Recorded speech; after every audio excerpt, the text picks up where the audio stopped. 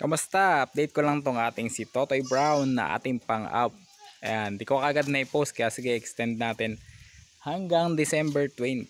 Ayan, nabigay ko sa kanya ay 12K at siya ay F2 Anglo-Nubian. Ang tatay niya ayun si Walter. Ayan, matangkad sa akin yan. At ang nanay niya ay si Mama Brown na F1 Anglo-Nubian. So sukatin natin, try natin sukatin sa video na ito yung kanyang height to. Ito. Okay. Subukan natin ang naka-video. Ayan, so yun yung silya.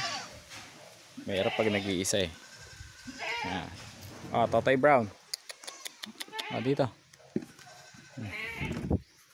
Yan, okay. Yan, ganyan siya kalaki. Yan. Siya ay napakaganda ng pang-umpisa na barako. Lalo na kung hindi kayo magkakarne kagad, magbubuelo kayo ng gatas. Yan, maganda siyang pampalaki din ng lahi. So kasi maganda native muna tapos Anglo bago i-bower para kaya niyang padidehin yung mga magiging anak. Okay, so maganda siya i-partner sa mga native na kambing o mga pure native or mga upgraded na. So yan, yun yung kapatid niya na F3, siya F2. Yan, kapatid niya yun si kapatid bali niya, pamangkin na niya. Yun si Ganda. So hindi naman for sale si Ganda, ito lang si Totoy Brown. So hanggang December 20 ay ibibigay ko siya ng 12K. Ayan. Tapos pagdating na ng pagkalampas ng December 20 ay tataas ko na siya ng 15. Okay? So dahil siya ay malaki na.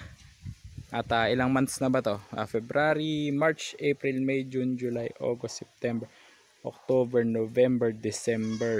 So siya ay nasa 10 months na. So going na siya. Malapit na siya mag 1 year sa February.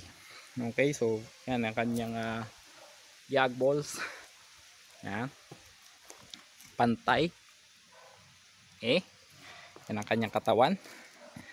Yan, sungay na kanina pa nagsusuwakan sila ni Walter. Maamo naman dahil sanay ito sa akin, ewan ko lang pag nalipat ng farm at sanay siya sa papastol, hindi nakatali. Yan, kaya busog na busog yan sa pagkain, matakaw, okay, at mayabang. Okay, so testingin nyo, pwede nyo puntahan dito sa farm upang kilatisin bago nyo kunin. Okay, so message lang sa akin dito sa Teacher Farmer Alit. Meron tayong Facebook page na Kambingan ni Ali Boy. Kita kits!